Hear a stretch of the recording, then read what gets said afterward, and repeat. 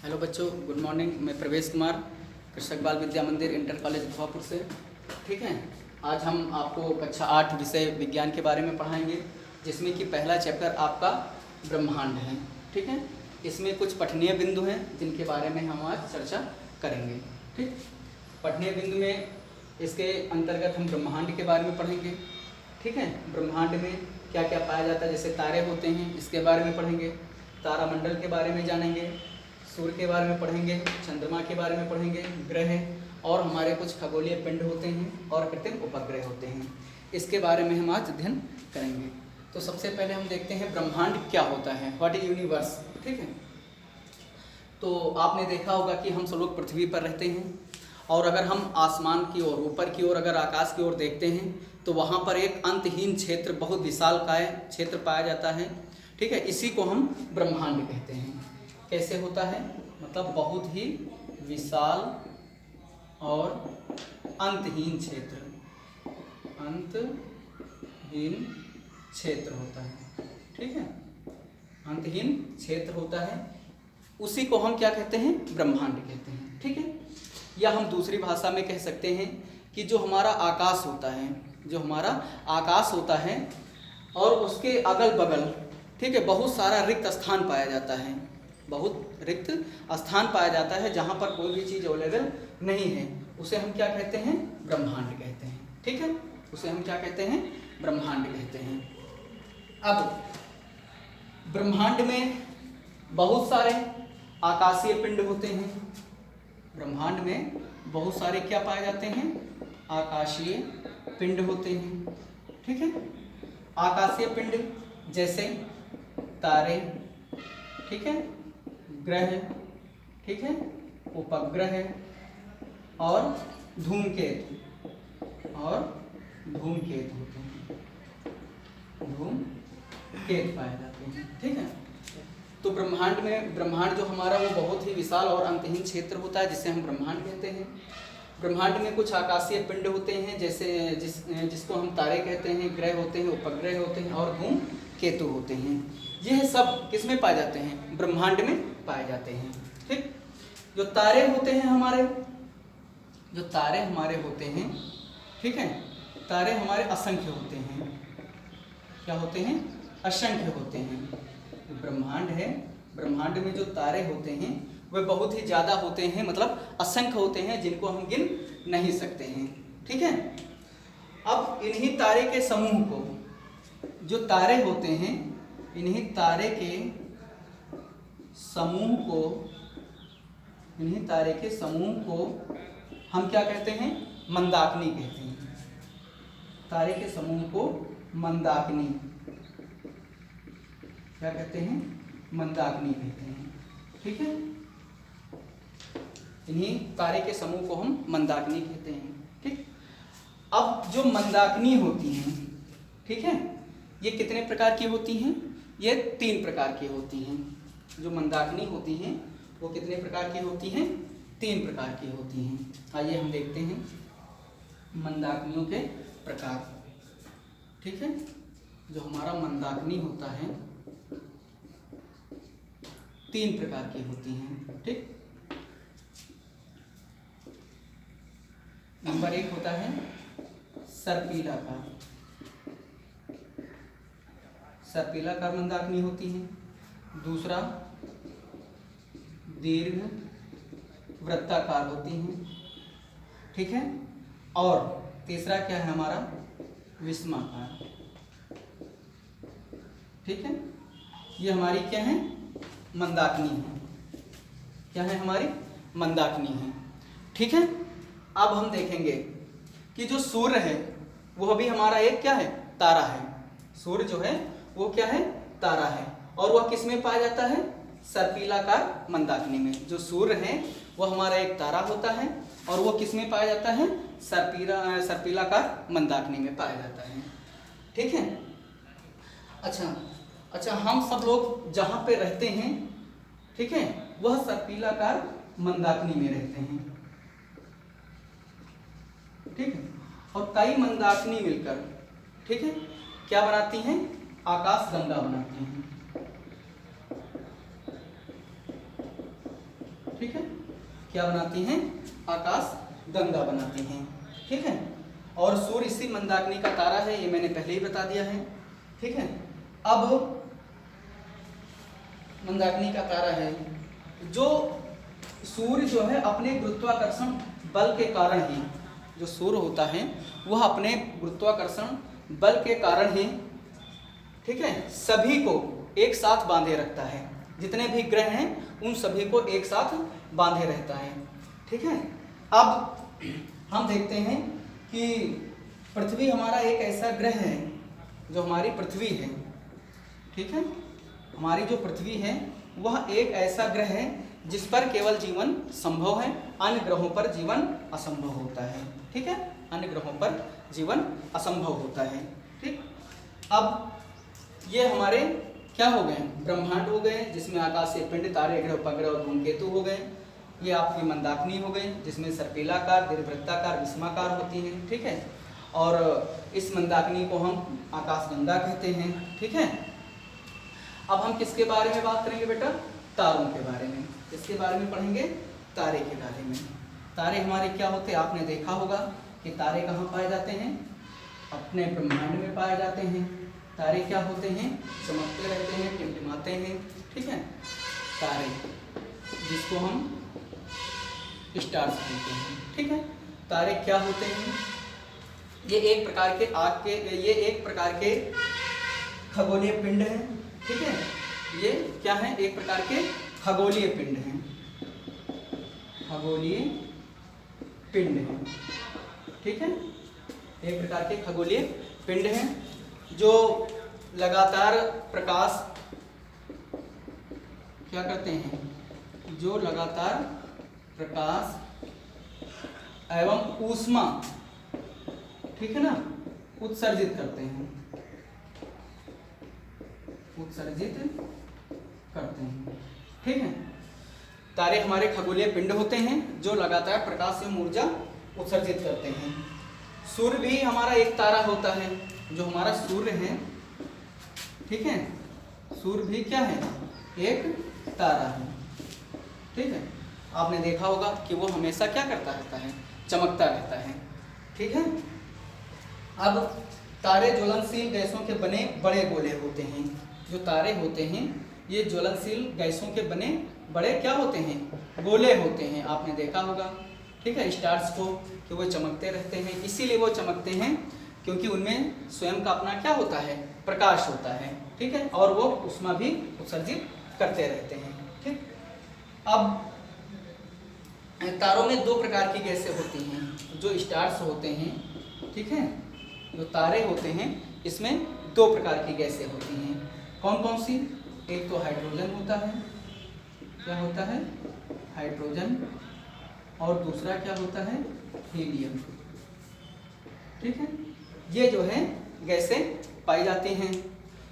Hydrogen जो होता है वह परमाणु लगातार हीलियम परमाणु में बदलता रहता है। जो हाइड्रोजन होता है इसके जो परमाणु होते हैं, ठीक है, हाइड्रोजन के जो परमाणु होते हैं वो लगातार हीलियम परमाणु में बदलते रहते हैं, ठीक है। और सूर्य के बाद पृथ्वी के सबसे निकट का तारा, जो हमारा तारा होता है, ठीक है, ये सूर्य होता है। सूर्य के बाद सबसे निकट का तारा कौन सा होता है, अल्फा सेंचुरी है। कौन सा है, अल्फा सेंचुरी, अल्फा सेंचुरी, ठीक है। ये सूर्य के बाद का सबसे निकट का तारा होता है, जिसका नाम क्या है, अल्फा सेंचुरी होता है। तो ये तो बेटा तारे के बारे में बात हो गई। अब हम नेक्स्ट पढ़ेंगे, आपको पढ़ाएंगे तारा मंडल। क्या होता है तारा मंडल, आइए देखते हैं। तारा मंडल, तारा मंडल क्या होता है, यह एक विशेष आकृति वाले तारों का समूह होता है। जो आपका तारा मंडल है, तारा मंडल, ठीक है, यह एक विशेष आकृति वाला समूह होता है,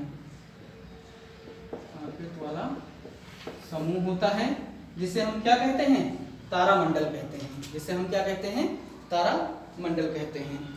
कुछ तारों को हम आसानी से पहचान सकते हैं, ठीक है, कुछ तारों को हम आसानी से पहचान सकते हैं, ठीक है।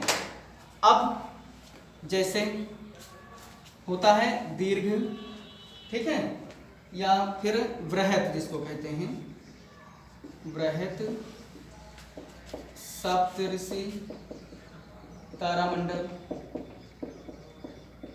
बृहत सप्तऋषि तारामंडल। दूसरा है लघु सप्तऋषि तारामंडल, और आपका तीसरा है मृग तारामंडल, मृग तारामंडल, ठीक है। ये हमारे तारामंडल हैं, जिसको हम पहला है बृहत सप्तऋषि तारामंडल, दूसरा है लघु सप्तऋषि तारामंडल, और तीसरा है आपका मृग तारामंडल। ये हमारे 3 हो गए। अब जो बृहत सप्तऋषि मंडल है, जो हमारा बृहत सप्तऋषि मंडल है, इसमें 7 तारे होते हैं। कितने तारे होते हैं? 7 तारे होते हैं, जो कैसे होते हैं, जो चमकदार होते हैं। क्या होते हैं? चमकदार होते हैं, ठीक है।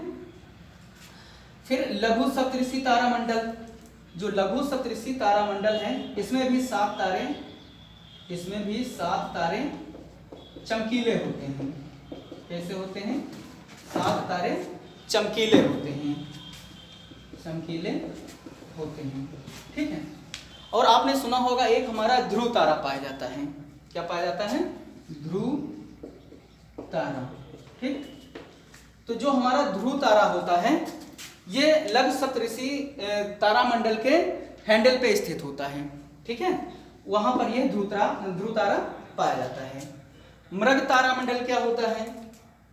इसमें भी 7 तारे होते हैं, ठीक है। इसमें भी कितने तारे होते हैं? 7 तारे होते हैं। अच्छा, इनको हम कब देख सकते हैं मृग तारामंडल को? जब सर्दियों की रात होती है, जब सर्दियों की रात होती है, उस रात में ये बहुत ही स्पष्ट दिखाई देता है। उस कंडीशन में हम मृग तारामंडल को देख सकते हैं, ठीक है। अब तारामंडल हो गया बेटा। इसके बाद में हम किसके बारे में बात करेंगे? सूर्य के बारे में। आप सभी लोग सूर्य को जानते हैं, इसको इंग्लिश में क्या कहते हैं? सन बोलते हैं, ठीक है। सूर्य एक आग के गोले का समान होता है। सूर्य, इसको हम क्या बोलते हैं? सन बोलते हैं। सूर्य क्या होता है? यह एक आग के गोले का होता है, जो है दिखाई देता है, और यह भी एक हमारा क्या है? तारा होता है, ठीक है। इसके नाभिक में जो न्यूक्लियस होता है, यहाँ पर हाइड्रोजन जो है, हाइड्रोजन के जो परमाणु होते हैं, ठीक है, वह हीलियम में बदलते रहते हैं। यह भी प्रकाश और ऊष्मा उत्सर्जित करता है, ठीक है। प्रकाश और ऊष्मा क्या करता है? उत्सर्जित करता है, ठीक है। अब पृथ्वी से, हमारी जो पृथ्वी है, पृथ्वी से इसकी दूरी, मतलब पृथ्वी से सूर्य की, पूछा जाता है कि पृथ्वी से सूर्य की कितनी दूरी है, तो पृथ्वी से सूर्य की दूरी कितनी है? पृथ्वी से सूर्य की दूरी 15 करोड़ किलोमीटर में व्यक्त की गई है, ठीक है, व्यक्त की गई है, ठीक है। इतना दूर है सूर्य हमारी पृथ्वी से, 15 करोड़ किलोमीटर में व्यक्त की गई है। अच्छा, और जो सूर्य है, जो सूर्य है, इसका, इसकी सतह का तापमान कितना है? इसकी सतह का जो तापमान होता है, तापमान होता है, वह है 6000 डिग्री सेंटीग्रेड होता है। मतलब इतनी गर्मी होती है वहां पर कि अगर कोई भी चीज वहां पर पहुंच जाए, कोई भी वस्तु पहुंच जाए, तो वो तुरंत क्या हो जाएगी? पिघल जाएगी, क्योंकि उसकी सतह का जो ताप है, जो टेम्परेचर है, वो कितना है? 6000 डिग्री सेंटीग्रेड होता है, ठीक है। ये किसका है? सूर्य के, इस सूर्य के सतह का तापमान होता है, ठीक है। अब हम चंद्रमा के बारे में पढ़ेंगे। ब्रह्मांड हो गया, तारे हो गए, तारामंडल हो गया, सूर्य हो गया, चंद्रमा। आप सब लोग देखते हैं चंद्रमा क्या है, चंद्रमा भी एक चमकीला क्या है, खगोलीय पिंड है, ठीक है, और यह सबसे अधिक चमकदार होता है, ठीक, यह हमारी चंद्रमा है। अब हम पढ़ेंगे फिर ग्रह के बारे में। किसके बारे में? ग्रह के बारे में, ठीक है। ग्रह कितने होते हैं? ग्रह कितने होते हैं बेटा? ग्रह हमारे 8 होते हैं। तो आइए अब हम ग्रहों के बारे में अच्छे से अध्ययन करें, ठीक है बेटा। अब हम ग्रह के बारे में देखते हैं। ये हमारा जो है आग का गोला जलता हुआ जो दिखाई दे रहा है, ये हमारा सूर्य है, ठीक है। सूर्य के सबसे नज़दीक ग्रह कौन सा है? बुध है, ठीक है। ये रहा छोटा सा, ये हमारा क्या है? बुध है, ठीक है। अब ये सूर्य के सबसे निकट ग्रह बुध है, या बहुत ही क्या होता है? छोटा होता है, ठीक। अब बुध के बाद में क्या कौन सा ग्रह है? बुध के बाद में हमारा शुक्र ग्रह है, ठीक है। क्या है? सबसे छोटा बुध है, बुध के बाद में क्या है? हमारा शुक्र है, ठीक है। ये दूसरा ग्रह है, ठीक है। ये इसको हमारे जो पूर्वज थे संध्या तारा के नाम से पुकारते थे, ठीक है। अच्छा एक बात और, ये ग्रहों, चंद्रमा, तारों में शुक्र जो है वह सबसे अधिक चमकीला दिखाई देता है, ठीक है। इसीलिए हम शुक्र ग्रह इसको कहते हैं। फिर तीसरे नंबर पे हमारा क्या आता है? पृथ्वी आता है, ठीक है। अब सूर्य की दूरी के हिसाब से, जो सूर्य की दूरी है उसके हिसाब से जो हमारी पृथ्वी है ये तीसरे नंबर पर है, ठीक है। और आप सब लोग जानते हैं कि पृथ्वी पर ही जीवन विद्यमान है, इसीलिए हम सब लोग पेड़ पौधे, जीव जंतु जितने भी लोग हैं वो सब पृथ्वी पर निवास करते हैं, ठीक है। पृथ्वी सूर्य की परिक्रमा कितने दिन में करती है?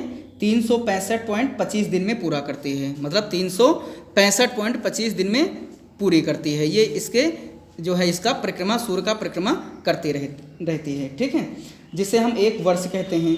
अब पृथ्वी का एक ही उपग्रह चंद्रमा है, जो पृथ्वी का एक ही उपग्रह है वो क्या है बेटा? चंद्रमा है, ठीक। इसके बाद में कौन सा ग्रह है हमारा? मंगल ग्रह है। आपने देखा बुध हो गया, शुक्र हो गया, पृथ्वी हो गया, फिर आपका ग्रह है मंगल ग्रह है, ठीक है। जो मंगल ग्रह को हम क्या कहते हैं? मार्स ग्रह भी कहते हैं। क्या कहते हैं? मार्स भी कहते हैं। क्यों कहते हैं? क्योंकि ये आपने देखा होगा, ये आपके स्क्रीन पे दिखाई दे रहा है, ये लाल रंग का दिखाई दे रहा है, दिखाई दे रहा है ना, ये आपको लाल रंग का दिखाई दे रहा है, ठीक है। इसीलिए इसे हम लाल ग्रह भी कहते हैं। इस ग्रह में जल और जीवन के अस्तित्व के कोई पुष्ट प्रमाण नहीं मिले, मतलब इस ग्रह पर जल ना ही मिला है और ना ही जीवन के कोई अस्तित्व मिले हैं, ठीक है। और फिर भी खोज के लिए अभी शोध किए जा सकते हैं, ठीक। मंगल ग्रह के जो 2 प्राकृतिक उपग्रह हैं जिसको हम फोबोस तथा डिबोस बोलते हैं, ठीक। अब हम नेक्स्ट बात करेंगे बृहस्पति ग्रह।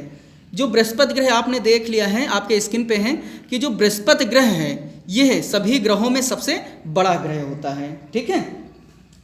बृहस्पति ग्रह मुख्यतः हाइड्रोजन तथा हीलियम गैसों से बना हुआ है। 2002 ईस्वी तक, ठीक है, बृहस्पति ग्रह के 28 प्राकृतिक उपग्रह ज्ञात थे, मतलब 2002 तक अभी तक 28 प्राकृतिक उपग्रह इसके ज्ञात किए गए हैं। फिर हम बात करते हैं शनि ग्रह के बारे में, ठीक है। ग्रहों में शनि सबसे दूर स्थित ग्रह था, ठीक है। यह बृहस्पति की तुलना में अधिक ठंडा है, मतलब इसकी तुलना में यह अधिक ठंडा होता है। इसे देखने के लिए माइक्रोस्कोप की ज़रूरत होती है, मतलब ऐसे हम नहीं देख सकते, इसको माइक्रोस्कोप के जरिए से देखा जा सकता है। सभी ग्रहों में शनि के ज्ञात प्राकृतिक उपग्रहों की संख्या सबसे अधिक 30 होती है। जो भी उपग्रह होते हैं, प्राकृतिक उपग्रह होते हैं, वो कितने होते हैं? 30 होते हैं इसके बाद में आपने देखा है अरुण ग्रह, ठीक है। अरुण पहला ग्रह है जिसकी खोज माइक्रोस्कोप से की गई है। इसकी खोज 1781 ईस्वी में सर विलियम हार्शल ने की थी। कब की थी? 1781 ईस्वी में सर विलियम हार्शल ने की थी। अभी तक की अरुण के 21 उपग्रह खोजे जा चुके हैं। कितने उपग्रह? 21। ये जो अरुण है इसके कितने उपग्रह हैं? 21 उपग्रह खोजे जा चुके हैं। इसके बाद में बेटा हम वरुण की बात करते हैं, जो ये आपका ग्रह है, वरुण ग्रह है, ठीक है। अब वरुण ग्रह जो होता है इसका 8वां स्थान है। जो वरुण ग्रह है इसका कितना स्थान है? 8वां स्थान है, ठीक है। अब हम देखते हैं कि जो अरुण ग्रह है इसको भी माइक्रोस्कोप से देखा गया है, ठीक। वरुण ग्रह की खोज 1846 ईस्वी में फ्रांसीसी खगोलविद यूजे लेवियर ने की थी, ठीक है। इस प्रकार से ये हमारे कितने ग्रह हो गए हैं? 8 ग्रह हो गए हैं। कितने ग्रह हो गए हैं? 8 ग्रह हो गए हैं, ठीक। आइए बेटा हम कृत्रिम उपग्रह देखते हैं, ठीक है। कृत्रिम उपग्रह क्या होते हैं, मतलब कृत्रिम उपग्रह जो मनुष्यों के द्वारा बनाए जाते हैं उन्हें हम कृत्रिम उपग्रह हैं। जैसा कि आपके स्क्रीन पे दिखाई दे रहे हैं, ऐसे खगोलीय पिंड जो किसी ग्रह की परिक्रमा करते हैं, मतलब ऐसे खगोलीय पिंड क्या होते हैं, जैसे धूमकेतु होता है, बहुत ही छोटे छोटे खगोलीय पिंड हैं, ठीक है। अब इस खगोलीय पिंड में जो धूमकेतु होता है उसको हम पुच्छल तारा भी कहते हैं। इसके पीछे एक लंबी पूंछ दिखाई देती है, आपने देखा होगा कभी कभी आसमान में पुच्छल तारा दिखाई देता है। अब धूमकेतु की पूंछ सदैव सूर्य के विपरीत दिशा में होती है, जिसे हम खगोलीय पिंड कहते हैं। तो जो ऐसे खगोलीय पिंड जो किसी ग्रह की परिक्रमा करते हैं, ठीक है, उन्हें ही हम क्या कहते हैं, उपग्रह कहते हैं। अब चंद्रमा पृथ्वी का प्राकृतिक उपग्रह है, जो हमारा चंद्रमा मून है वह अर्थ का प्राकृतिक उपग्रह है। मनुष्यों ने कृत्रिम उपग्रहों का निर्माण किया है, ठीक, जो ग्रह के चारों ओर परिक्रमा कर सके और उनके बारे में महत्वपूर्ण जानकारी हमें भेज सकें, ठीक है। अच्छा, जो रूस ने पहली बार 4 अक्टूबर 1957 ईस्वी को एक कृत्रिम उपग्रह अंतरिक्ष में भेजा था। भारत ने भी 19 अप्रैल 1975 में प्रथम बार अपना उपग्रह जिसका नाम आर्यभट्ट था उसको अंतरिक्ष में भेजा था, ठीक है।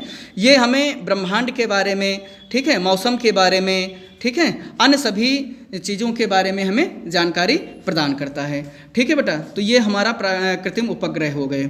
अब आप देखते हैं कि ये हमारा जो पहला लेसन था, पहला लेक्चर था, वो फिनिश होता है, ठीक है। जो है अब हम दूसरे लेक्चर में फिर बात करेंगे।